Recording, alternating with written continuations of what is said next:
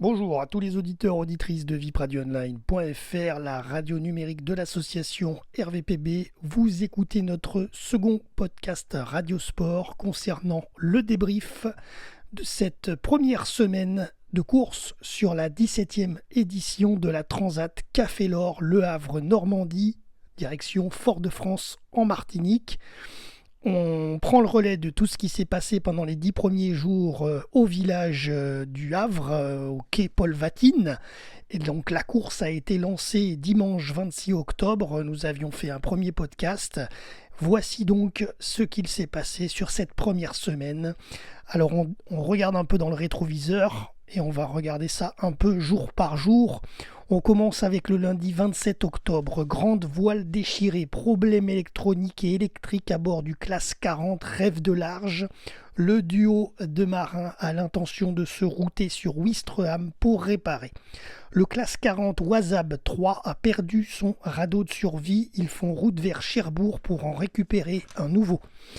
À 13h, lundi, heure française, l'IMOCA Paprec Arkea, skippé par Johan Richomme et Corentin Auro, est revenu en course après son escale technique en raison de sa collision avec une bouée au large du Havre. À 11h45 le lundi, heure française, Armel Lecléac et Sébastien Josse sur le Maxi Banque Populaire 11 Ultime ont repris leur course après leur escale technique à leur base technique de Lorient.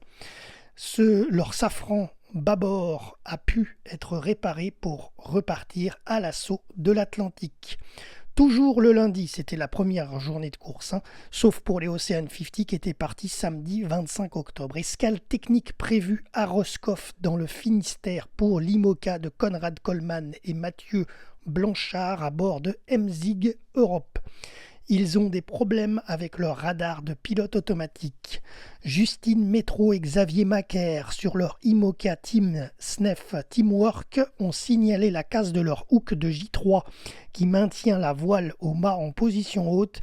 Ils ont bon espoir de réparer car ils ont la pièce de rechange à bord.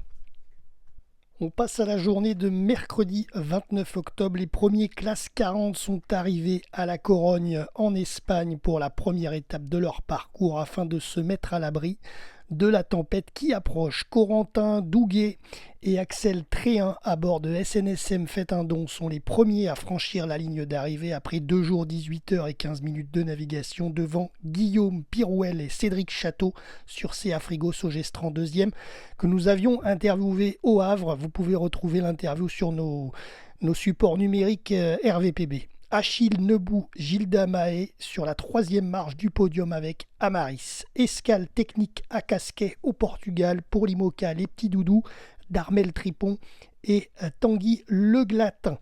Ils ont une légère avarie sur le foil bâbord et ont perdu 2 aériens. Coup dur à bord du classe 40 Innovad Group XLG skippé par le couple belge Jérôme Délire et Caroline Dieu que nous avions interviewé au Havre par notre reporter Patrick Tardif. Leur voile de spi a été abîmée à cause d'un avion de type jet privé qui s'est approché à basse altitude 3 fois de suite, tout près du monocoque pour prendre des clichés photographiques. Et le bateau est parti au tas et s'est couché en une demi-seconde. Le duo était en pleurs et ont témoigné en vidéo de leur tristesse, de leur colère et de leur inquiétude. Alors ça n'a pas plu à tout le monde. Je sais qu'il y a même Loïc Perron, un grand skipper qui ne fait pas la Transat cette année, qui trouve ça pas logique que les gens se plaignent en vidéo. On ne souhaite pas à Loïc Perron la même chose. Voilà. En tout cas, Jérôme et Caroline ont réussi à réparer leur voile spi, à la récupérer de l'eau. Il y avait ils l'ont récupéré en mer et ils ont réussi ensuite à la réparer tant bien que mal pour tenter de continuer leur route vers la Corogne. Ils sont actuellement situés dans le golfe de Gascogne à 371 milles de l'arrivée de la première étape en Espagne, mais ils doivent arriver avant la fin de la nouvelle ligne de départ qui est prévue. Donc ils doivent arriver avant vendredi 15h puisque le prochain départ, ça sera logiquement samedi. Ils lancent un appel à leur team pour leur ramener un speed rechange de Dunkerque à la Corogne avant dans les prochaines heures, là, dans les prochains jours. Sinon, ils ne pourront pas repartir en course sur cette transatlantique. Autre info, Elodie Bonafou et Yann Eliès ont un problème technique à bord de leur IMOCA association Petit Prince Quéguenière. L'intégralité du bateau n'est pas touchée, mais la performance est réduite. Le duo cherche une solution pour réparer et poursuivre leur route vers le sud. Les infos de jeudi 30 octobre à bord de l'IMOCA Charal, Jérémy Bayou et Morgane Lagrivière, deuxième, ont vu et sont passés à 1000, c'est-à-dire 2 km en gros, de l'IMOCA massif de Sam Goodchild et Loïs Berrérard, qui sont premiers leaders en plein océan Atlantique de la flotte, leader de la flotte. 36 classes 40 sur 42 sont amarrées au port de la Corogne en Espagne. 6 bateaux sont encore en mer et ont jusqu'à vendredi 15h temps universel pour passer cette ligne d'arrivée de cette première étape. S'ils n'y parviennent pas, ils sont considérés DNF, des non-finishers, et se verront attribuer le temps du dernier majoré de 6 heures pour leur classement. Le départ de la seconde étape des classes 40 sera donné samedi à 12h temps universel. Abandon du classe 40 Rêve de large 5 de Rodolphe Seffo et Jean-Pierre Coutaillard. Ils sont arrivés ce jeudi soir à Lorient et ont annoncé leur abandon sur la course. Après leur réparation, l'IMOCA, les petits doudous d'Armel Tripon et Tanguy Le Glatin sont repartis à 23h temps universel de Casquet au Portugal pour reprendre la course. Passons à la journée de vendredi 31 octobre. L'équipage du classe 40 ESATCO de Nicolas Guibal et Gauthier Bril ont notifié leur abandon pour raison médicale. Ambroglio et polémique autour du classe 40 Innovad groupe XLG du couple belge Jérôme Delire et Caroline Dieu. Nous en avons parlé il y a quelques minutes en arrière sur des jours précédents. Eh bien, on a du nouveau l'affaire du mystérieux jet privé qui les aurait survolés à trois reprises, ce qui a abîmé leur voile de spi, serait finalement un Falcon 50 de la Marine nationale, et la version de l'équipage de l'aéronef est bien différente.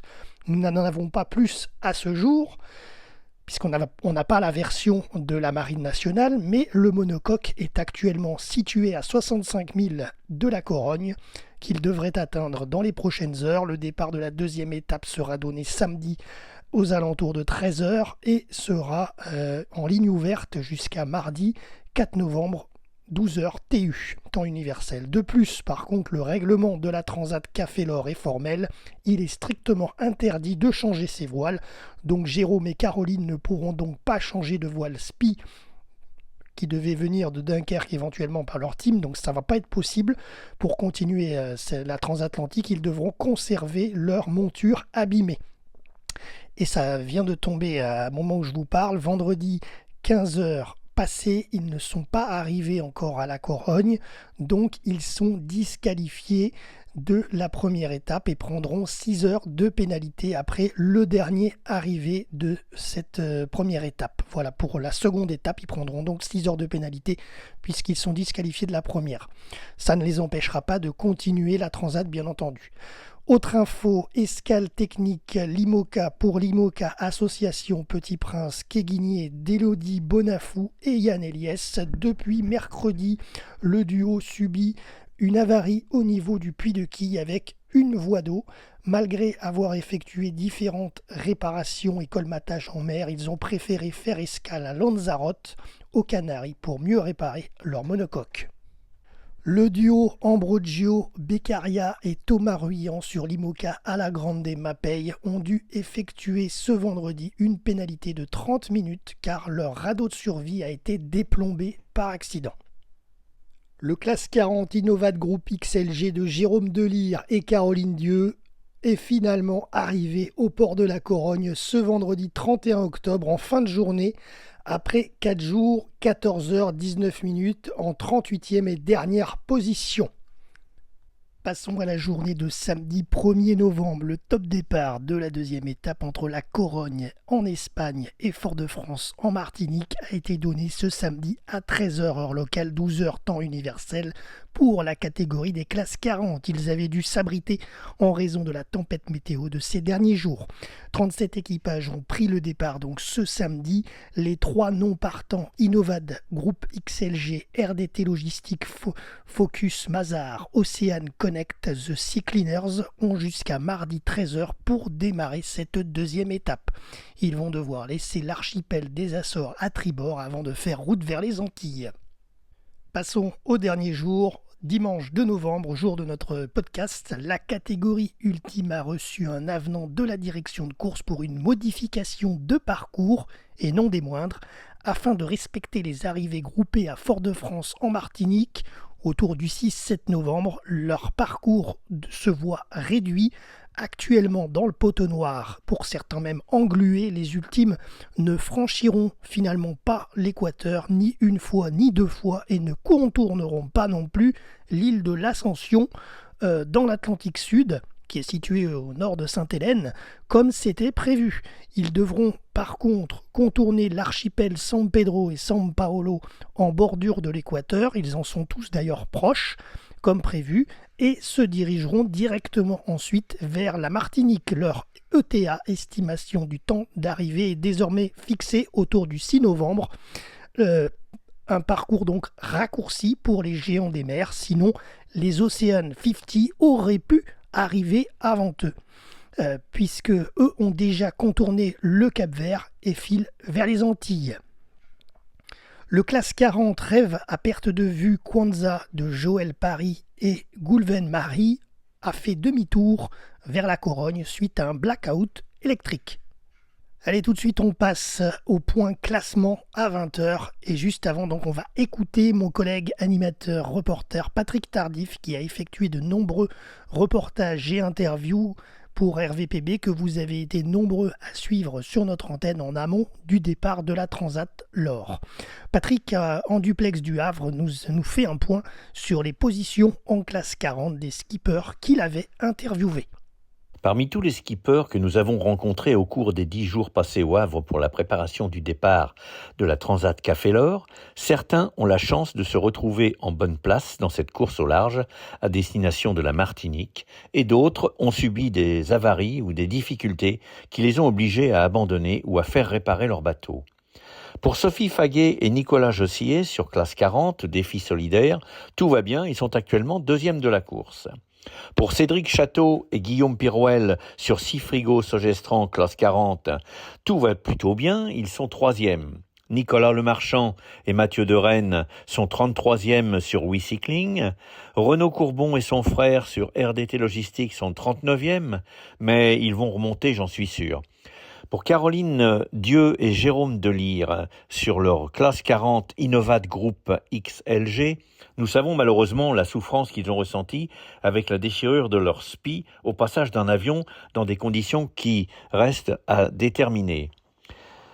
Nous savons qu'ils ont pu faire réparer, mais aux dernières nouvelles, ils sont 40e. On leur souhaite vraiment bon courage. En ce qui concerne Jean-Baptiste Jolet et Mathieu Perrault sur l'Ocean 50 Interinvest, ils sont malheureusement chavirés au début de leur course et ils ont abandonné. Heureusement, ils sont sains et saufs et leur bateau a été sorti de l'eau. C'est vraiment pas de chance pour eux qui ont déjà cassé lors de la précédente course, il y a 2 ans, un flotteur de leur bateau. On souhaite absolument bon vent à tous les autres skippers pour cette course. Merci Patrick pour ton intervention. Je prends donc le relais pour donner les classements complets officiels par classe, catégorie ce soir à 20h. On commence avec les classes 40 donc, que tu as évoquées. Ça a un petit peu bougé le classement, je vais le préciser du coup à nos auditeurs et auditrices. La flotte est située à l'ouest de Porto au Portugal et il se dirige actuellement vers l'archipel des Açores, le point de passage du parcours avant les Antilles. Alors le classement a un petit peu bougé depuis ton intervention en duplex. Nous avons ce soir à 20h, premier Maca Ferry Futura de Luca Rossetti et Matteo Serricano. Deuxième, CA Frigo Sogestran de Guillaume Pirouel et Cédric Château. Troisième, ce n'est plus Nicolas Jossier, c'est SNSM Faites un don de Corentin Douguet et Axel Tréhin. Quatrième, Amaris. Et cinquième, Donc nous avons Défi solidaire avec Élie et l'Arche de Nicolas Jossier et Sophie Faguet. Alors si on descend un petit peu le classement, on va prendre des nouvelles des anciens et des gros briscards, des grosses stars de la Transat, qui sont en classe 40, faut le rappeler. 8e, Pierre-Val Fondation Good Planet avec Vincent Rioux et Yann Dauphin. Et en 23e position, Trim Control avec Alexandre Le Gallet et un certain Michel Desjoyaux. WeCycling que tu as évoqué, Patrick, Nicolas Lemarchand, Mathieu Derennes sont 30e. Ce soir, les frères Courbon, RDT Logistique, Forvis Mazar sont 38e. Et Innovad, groupe XLG, Jérôme Délire et Caroline Deledieu ont pris le départ de cette deuxième étape et sont en 39e position. En IMOCA, la flotte est autour de l'archipel des Canaries. Certains ont contourné ce point de passage et sont déjà avec le cap à l'ouest. Alors nous avons côté classement les premiers Charal de Jérémy Bayou et Morgane Lagrivière, suivi par Massif Santé Prévoyance de Sam Goodchild et Loïs Bérard. Troisième, 11, Aour Racing de Francesca Clapiche et Will Harris.